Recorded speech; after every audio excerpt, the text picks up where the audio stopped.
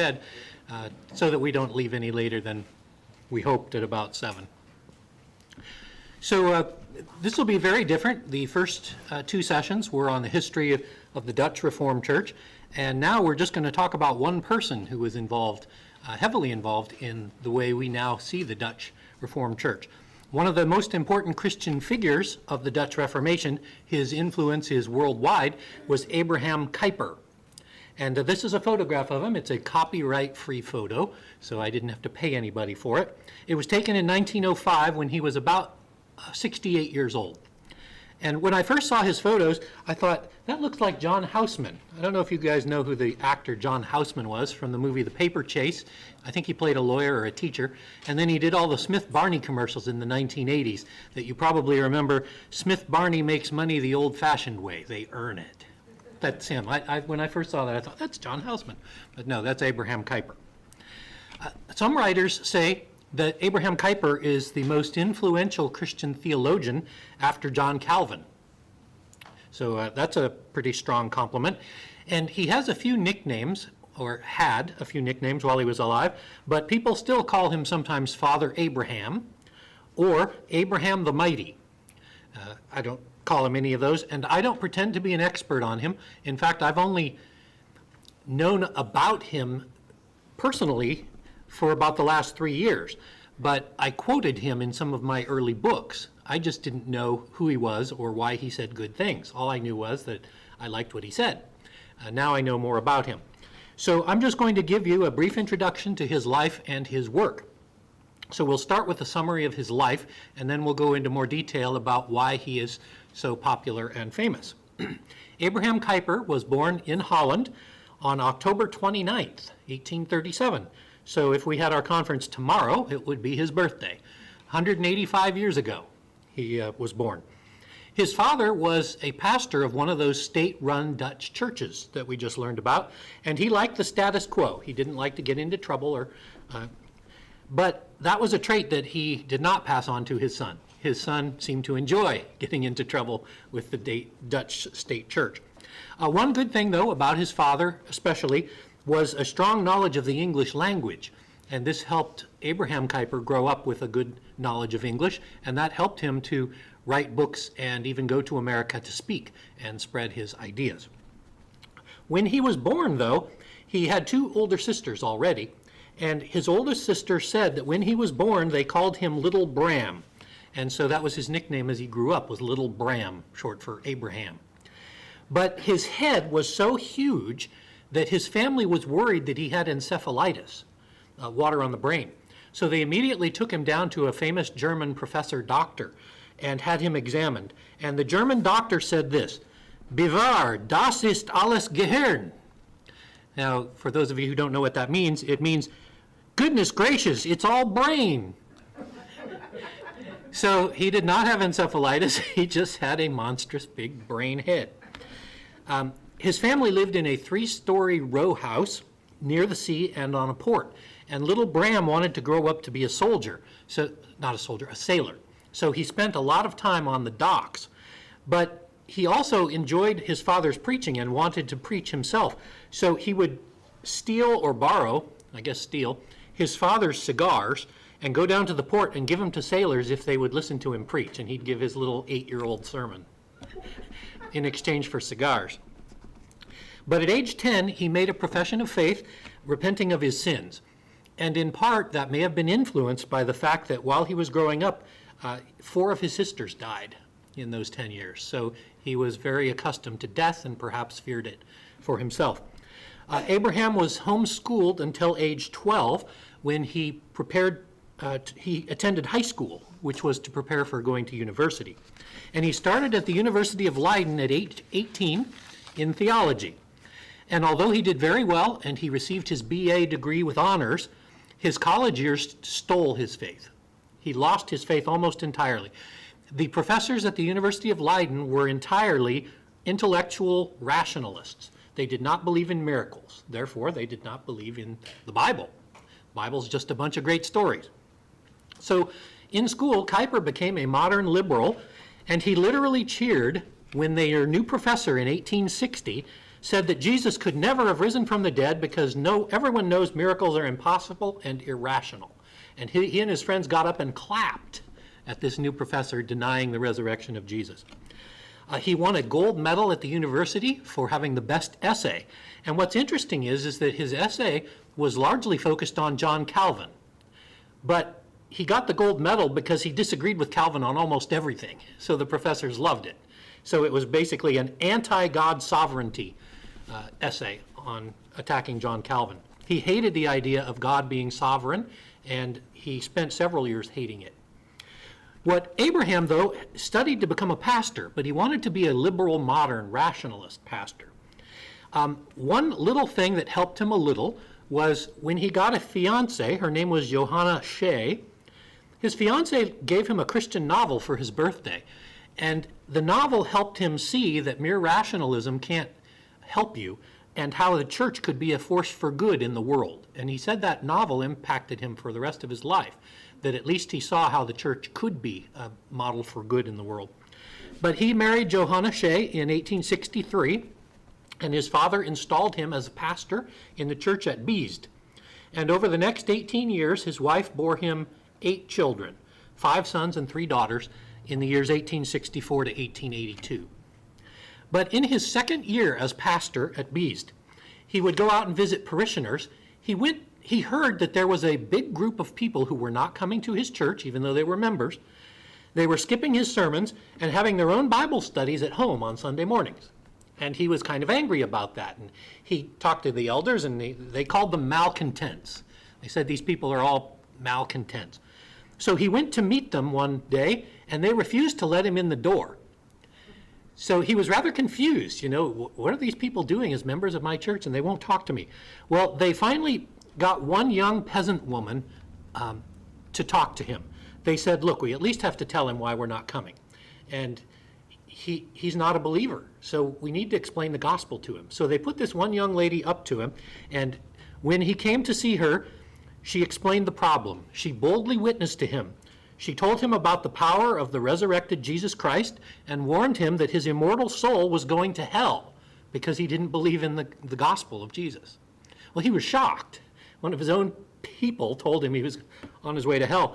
But he went home and thought about it, and it reminded him of his papers about John Calvin. And so he studied John Calvin again and returned to orthodoxy based on the rebuke of a peasant woman. So he completely reversed his liberal course, and he joined, or even helped to form, the Dutch anti-revolutionary movement. Now, it sounds like a Marxist group, but it's not. It opposed liberalism in politics and religion. So the anti-revolutionary movement just meant we want to be orthodox. He also started his major life work. Most of his life he spent writing. He was a much better writer, although I've heard he was an excellent preacher too, but he spent his life writing. He published every week one newspaper on religion, and he wrote almost all the articles for it, one paper on politics, and he wrote books about worship and the Holy Spirit. So he spent almost all of his time in writing. Kuyper, though, especially focused on the need for Christian education and Christian schooling. And that's because the state schools and the state churches practiced strict neutrality. It meant that if you went to school, much like you have claimed here today, you could never teach students anything about religion because it will bias them. So everything has to be strictly neutral. But Kuyper pointed out that there's no such thing as strict neutrality. If you're basically teaching children that there is no God and there is no spirituality, you can't call that neutral. So he insisted that Christians should educate their own children, and thus was in part probably responsible for the homeschooling movement that we see today. By 1870, Kuyper was preaching that the church should not be just a social club. The church needs to impact society. And so in his newspapers and articles, they made him very famous in Holland as people all over the country read his newspapers. In 1873, Kuyper decided to become a government worker rather than a pastor. He wanted to institute reforms throughout all of society and not just in a church. So when he was elected to Parliament in 1874, he had to resign as a pastor because the law was you can't be a pastor and a politician at the same time. So he had to resign. Thus, he was only a pastor for about 12 years before he became a politician. But even though he was a politician, he kept writing his theology books. His entrance into politics is a lot like that of William Wilberforce, whom you may have heard of. He's the man in England who wanted to become a pastor, but he was convinced by a godly man. Who was it that wrote that hymn? Amazing Grace. John Newton convinced him that you'd be better as a politician than a pastor. And he helped stop slavery throughout the world. So that was his impact. But Abraham Kuyper, his first 4 years in Parliament were very discouraging. One reason is that he was in the minority party and never had any influence, really. And he really didn't like all the lawyers who ran Parliament. Almost everyone in Parliament was a lawyer, and he wasn't, so he didn't like them. It was so stressful that he had to take a whole year off to recuperate. This was the first of his nervous breakdowns, as he called them. So in 1877, he resigned from government to go back to writing newspapers and books, and to start a Christian university called the Free University of Amsterdam. Now, the Free University of Amsterdam is called that not because it had no cost. It wasn't free. It was free of state control. So in other words, it was an independent school. It had no state church supervision. The university opened in 1880. And Kuyper's first inaugural address as its president was called Sphere Sovereignty. And we'll talk more about what that means near the end. But this is his most quoted and famous statement from his first speech at the college. No single piece of our mental world is to be hermetically sealed from the rest, and there is not a square inch in the whole domain of our human existence over which Christ, who is sovereign over all, does not cry, mine. So that's his most famous statement, and that's one of the things I quoted in my book, and I had no idea who he was. All I knew was I liked what he said. But the university, it grew very slowly. It started with only 8 students, and one reason for that is because the state refused to give accreditation or licensure to any of their students or teachers. And of course, without licensure or accreditation, you can't get jobs. So what that meant was any graduate from that university could not become a pastor because they couldn't get licensed. And thus, in order to be a pastor, they had to be sort of under the table pastors, secret pastors, or over congregations that were not official. So the state and the government, the state church, tried to squash this new Reformed university. They wouldn't get accreditation for 25 years. It wasn't until 1905 that they ever got accreditation. And just to tell you a little more about this university, it still exists. But by the 1960s, the school had gone completely liberal, and in the 70s, it abandoned Christianity and became a strictly secular university. But the good news is that about 10 years ago, there was a resurgence of conservative Calvinism, and they actually founded the Bavinck Center for Evangelical and Reformed Theology. And I'll mention Herman Bavinck later. He was Kuyper's best student at the school. So they are returning a little bit, at least, to their roots. But in 1882, when Kuyper became a church elder again, many liberal church bureaucrats, that's the state church that we learned about from Pastor Roots, they started to fire and strip the conservatives of their offices. They were no longer allowed to be elders or pastors. Their licenses were revoked if they did not accept the state church and its positions. So the Calvinists had to leave and start a new denomination. When they stripped Kuyper of his ordination in 1886, the new denomination ordained him. The state church actually sent police. Imagine this. The state church sent the police to seize their buildings and all of their funds, saying that it belonged to them. And in 1888, the Dutch Supreme Court affirmed this and said that the state could, well, they didn't use the word steal, but confiscate anything belonging to conservatives. And so the churches who were conservative had to start from scratch. No buildings, no money. It was all taken from them. And then in 1892, there was a tragedy in his life. His youngest son, 9 years old, named Willie, died. In 1894, Kuyper went back into politics and back into Parliament. But in 1898, he visited the United States and produced his most famous book. They're called the Stoneman Lectures on Calvinism, and I read them over the last few weeks at Princeton University. He came because he was offered an honorary doctorate by Gerhardus Voss and B.B. Warfield, who were, I believe, Presbyterian pastors at Princeton University. And both those men, Voss and Warfield, tried printing. They translated some of his Dutch works and printed them in English because they agreed with his view on how Calvinism affects worldview. And that's what Kuyper is most famous for, as we'll talk about soon. He's most famous for his view that worldview in religion, politics, history, science, art, and many other topics are important pieces of what God wants the church to do in the world, which is quite different from what most modern churches are today under dispensationalism. So Lectures on Calvinism became his most famous book.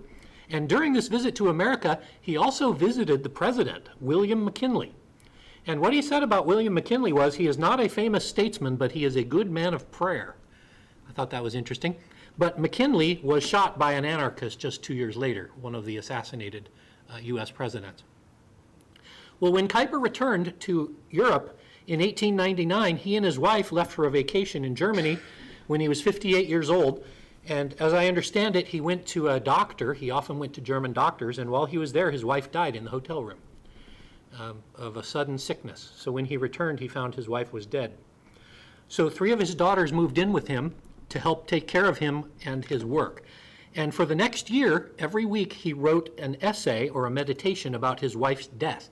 And those 52 meditations were eventually published as a book called Asleep in Jesus, a popular book on grief when your wife dies. In 1901, Abraham Kuyper was elected, believe it or not, as the Prime Minister of the Netherlands. So he went from a 10-year pastor to a short, useless time in Parliament to writing lots of newspapers, and now suddenly he's the Prime Minister of the country. So he had to resign his place at the Free University, and his student Herman Bavinck took his place as the main professor. Being, though, Prime Minister was not well suited to Abraham Kuyper's temperament. He was a very harsh man, even vicious to his opponents, and he couldn't form coalitions or pass any major legislation through Parliament for that reason. Also, his tendency to overwork throughout his life often led him to what he called nervous breakdowns, exhaustion and sickness from stress. When he lost the position of Prime Minister after just 4 years, he spent a year vacationing to try to recover his health. But he came back, and after a few more years in Parliament, Kuyper hoped to become Prime Minister again. He tried to increase his political power once again. But some enemy socialists published a scandalous newspaper article claiming that Abraham Kuyper had sold public jobs through a prostitute woman of dubious virtue. And it was so scandalous that it basically ruined his career. Even though the government investigated the claims and proved them to be false, his reputation was permanently ruined, and no one would ever push him forward for Prime Minister again. Obviously a satanic attack. So in 1911, while he was visiting Brussels in Belgium, a crowd formed in front of his hotel, and the police came and arrested him for parading himself naked in the window. Now, he told police that he didn't know anyone could see him, but that his German doctors told him that he should wake up every morning and exercise in the nude, and he didn't realize that standing in front of the window, everyone in the street could see him. And so he was mercilessly teased in the press for weeks and months of cartoons showing him naked exercising in the window. And that also helped keep him from ever being Prime Minister again. But in 1912, Kuyper started going deaf and having trouble hearing. And in 1914, though, he made himself even less popular. As World War II started up, he did a couple of things that were dubious. First of all, he wrote a pamphlet strongly attacking the idea of letting women vote. He said they had no skills in politics at all and therefore should not be allowed to vote. And that was against the women's suffrage movement that was growing all around the world. So that made him unpopular with half the population. And also, although Holland was neutral in World War I, Kuyper leaned toward supporting the Germans. And in his newspaper articles, he often said, we should side with the Germans. Part of the reason is that he loved Germany. He went there every year to see their doctors, and he just loved vacationing there. But also it was because England had warred against his friends, the Boers, in South Africa in the Boer Wars in the late 19th century. So he still had a grudge against England and preferred Germany. And of course, siding with Germany in World War I made him very unpopular. And the Free University that he started, including Herman Bavinck, then opposed him and basically kicked him out of his position of any authority there because they didn't like his political views. That was in 1915, they kicked him out of the university.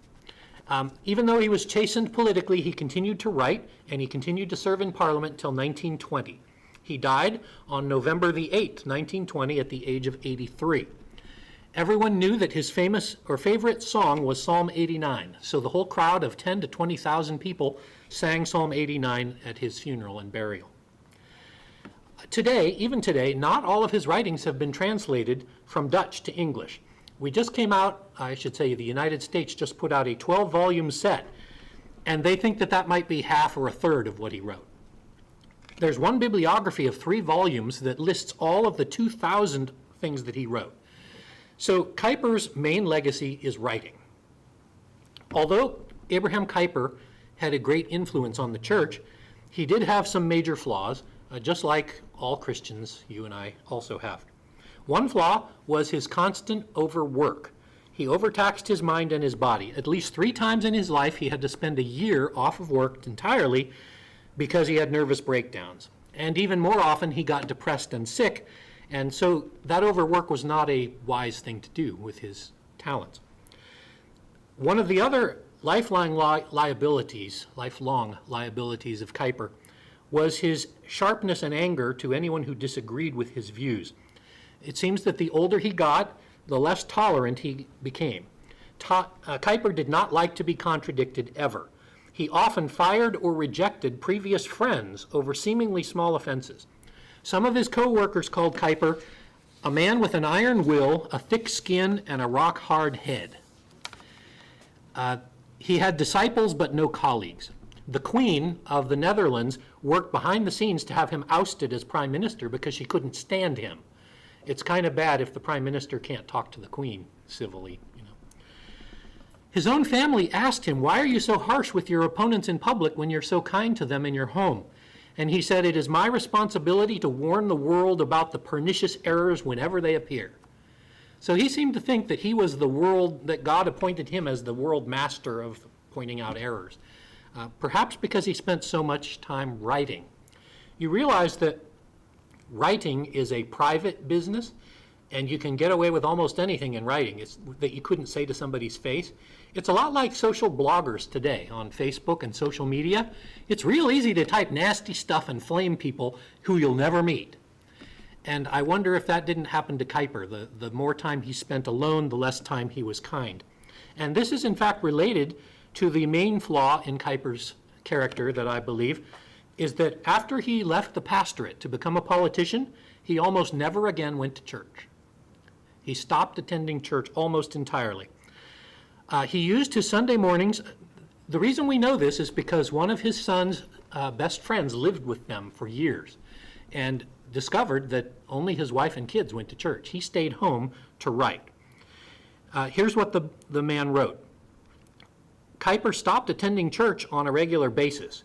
If he did go, there had to be a non-Calvinist in the pulpit because sermons from similar ministers would, in his words, thump in his head like hammers. So he usually stayed home on Sundays using the hours of worship to write meditations for his newspapers. His desk became his pulpit and his study a populist version of the sanctuary where he dreamed of spending his days writing great thoughts with great men. And that means he was not a churchgoer. One biography says, "The irony is obvious. While claiming to be the Christian authority on cultural issues and institutions, Kuyper disconnected himself from the worship of the people of God. He shirked the transforming word, the Holy Spirit, and the liturgies fundamental to Christian life." So it's no wonder he was often having nervous breakdowns. He was no longer receiving the grace of God through the worship of God on the Sabbath. Perhaps keeping the Sabbath rightly would have reduced his stress and depression. So my opinion is that these flaws all show the foundational flaw, perhaps pride. That Abraham Kuyper's strong view of his own beliefs and abilities caused him to inflate his importance so that he could reject normal life and worship. He was overconfident in his own knowledge so that he could not permit anyone to disagree with him. And that's why he couldn't attend church, because someone might give an opinion that he didn't like and he'd get upset about it. So he lacked the social skills to work with people, and that's why he couldn't be prime minister, and perhaps he couldn't be a pastor anymore either. However, of course, with all of these flaws, he was still a great man.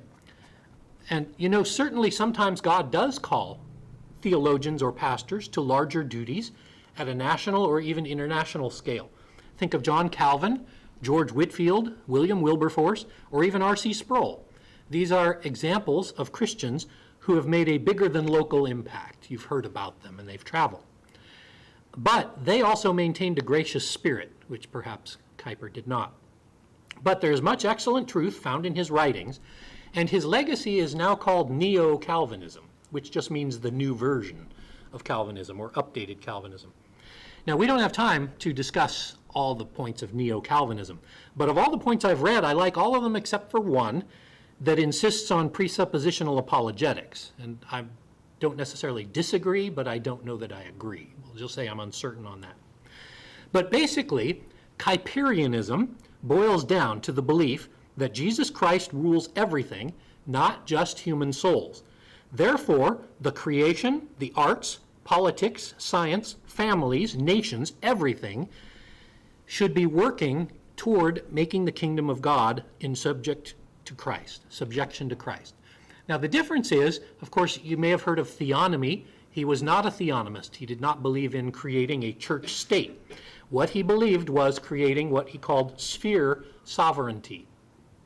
So to simplify this huge idea, you could say that Kuyper was the first person to use the important term worldview and how worldview should work in Christianity. Kuyper wrote, "If God is sovereign, then his lordship must extend over all of life, and it cannot be restricted to the walls of the church." Now that's different than the social gospel. In the early 20th century, there was a movement called the social gospel, which said that the church should become an act of mercy and do deeds of mercy without teaching the truth. In other words, all Jesus wants from you is to help the poor and help the sick, and it doesn't matter whether they convert. All you need is to help them. He did not believe that. However, he did accentuate the social implications of the gospel, and that's vastly different. This is very different from the modern view of Christian churches in general, which is under the influence of dispensationalism. What they teach is that the world is of no consequence whatsoever because God plans to destroy it. So if you waste your time trying to fix anything on earth, it's just like rearranging the deck chairs on the Titanic. This world is sinking and we have no reason to bother with it at all. All we can do is pray for the rapture to save us from the Antichrist. That's the modern view of Christian politics, and it's completely bogus. It's the opposite of God's intention for the church, and that's what Kuyper showed. He proposed the idea of sphere sovereignty. Now, according to Cornelis Venema, who was quoted by Pastor Roots on the screen a little while ago, Kuyper meant that God rules the world through a diversity of human instruments and institutions, each of which has its own peculiar task and authority under God. Now, for those of you who attend our Wednesday night studies, we watched the videos called The Truth Project from Dr. Del Tackett. And Dr. Del Tackett, in the last 2 or 3 of those presentations, plainly showed sphere sovereignty up on the screen, his spheres. Examples of those spheres are the church, state, family, education, business, arts, and etc. And so the purpose is to say that each of these areas of life should not be ruled by the state, but should be ruled by God. When the government takes over all spheres of life, it becomes a dictatorship, and it is not working inside the will of God. Sphere sovereignty is a key element of its foundational Calvinism, which promotes freedoms and independence. So the spheres can influence each other for good, but they should not control each other. Each area should act independently under God's will. One famous modern preacher who loves Kuyper, or did love Kuyper, was D. Martin Lloyd-Jones. At the 1975 Westminster Conference, he said, "Christians should not only be concerned about personal salvation. It is his duty to have a complete view of life as taught in the Scriptures. As far as the Christian is concerned, and what we are interested in now, we must not only be concerned about personal salvation, we must have a world view. All of us who read Kuyper have been teaching this for many long years." So Lloyd-Jones believed in Kuyper's sphere sovereignty idea. The most controversial aspect, though, of Kuyper's work is the idea called common grace, or the doctrine of common grace. One reason it's controversial is because it's often misrepresented for various reasons. A lot of it is just semantics. I've known people who said they hate the idea of common grace, and when you ask them why, well, adding the word common to the wonderful word grace is just silly. Grace can never be common. Well, that's just semantics. Really, they agree with the idea, they just don't like the word common. So they could call it specialized grace, or whatever they want to call it, but they don't disagree with the idea, just the language. However, some object to the actual idea. But this idea of common grace comes from Jesus' words in the Sermon on the Mount in Matthew 5:45. For he makes his sun to rise on the evil and on the good, and he sends rain on the just and the unjust. There, Jesus plainly says that God gives good things to the wicked, and he gives good things to the good people. They all get good things from God. That is the idea of common grace, is that God gives some blessings to everyone, whether they're Christians or not. So it's not saving grace, it is a universal blessing. And Venema explains Kuyper's argument. Because common grace expressed God's goodness toward the creation in upholding, maintaining, and directing its life, Christians are obligated to serve God within the full range of human life and culture. Because God, by his common grace, hinders and prevents sinful rebellion in human life and culture, much that is good and praiseworthy can be found by the Christians community in human culture. Common grace accounts for the presence of institutions like the state, the progress of science, the arts, which Christians are obligated to receive with gratitude and use in the servants of Christ. However corrupted or distorted through human wickedness, these fruits of God's grace in the development of creation should not be despised or rejected. Common grace provides Kuyper with the basis to encourage Christians in the world rather than flying from the world. So in other words, opposed to dispensationalism, we're not trying to escape the earth, we're trying to improve the earth, which is the cultural mandate given to Adam and Eve in Genesis chapters 1 and 2. So common grace means that the creation ordinances of dominion over creation is not abolished after the fall. And by the way, Kuyper never claimed to be the inventor of this idea. He insists that John Calvin wrote and taught this, but it's never been written out and brought out by teachers in the church. So he calls himself a copyist of Calvin on the idea of common grace. So over the last 15 years, I've read many Christian books on the topic of animals and the environment. You know I love animals. I believe these are important topics. If Jesus is the Lord of everything, he's also the Lord of animals and the Lords of climate and habitat. So the Kuyperian view is that we should promote godly principles of animal treatment and earth treatment. And this is part of my life work book that never got published called God's Animals.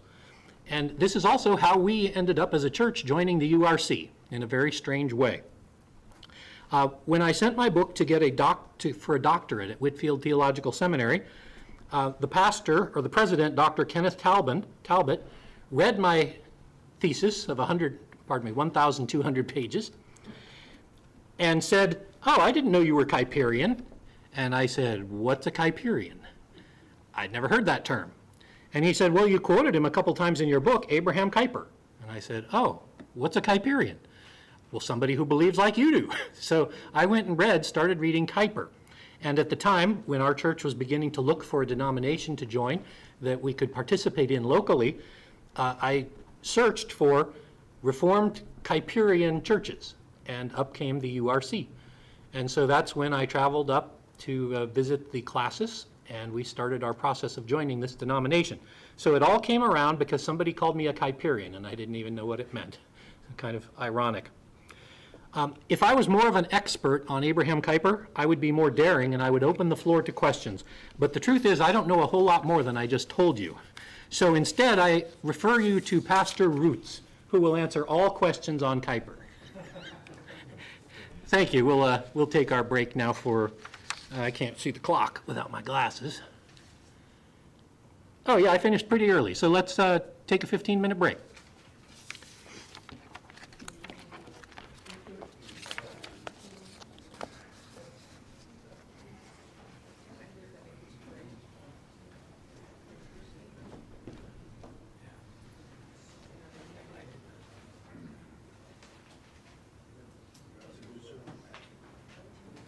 he is, ready for your question. I can't guarantee any answers. I'll take any question.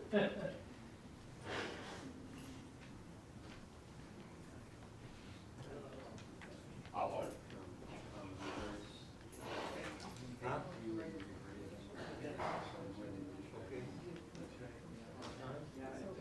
Nothing would exist. Yes.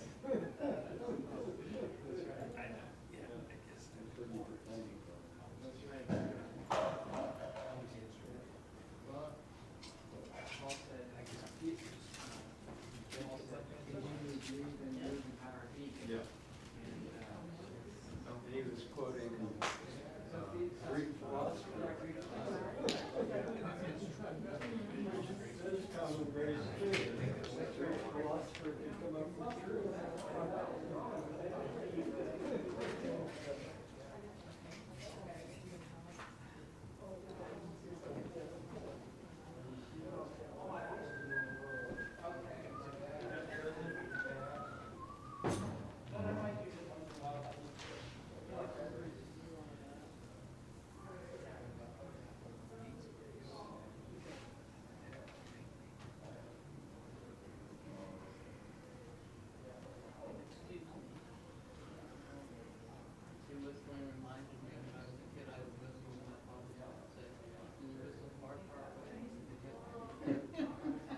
I don't know that one. Yeah.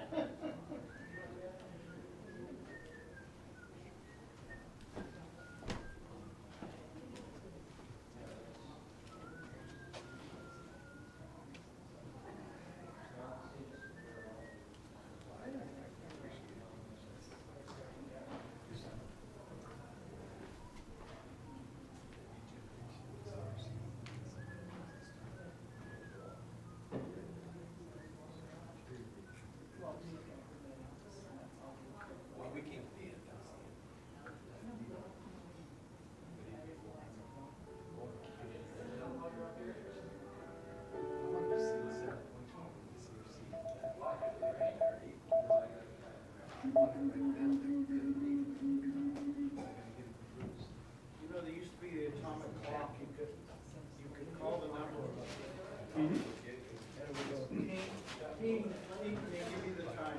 Greenwich Mean Time is 9:32. We started with that. I like potato chips, but they're not mango. That's a thing she didn't see. I thought it was potato chips.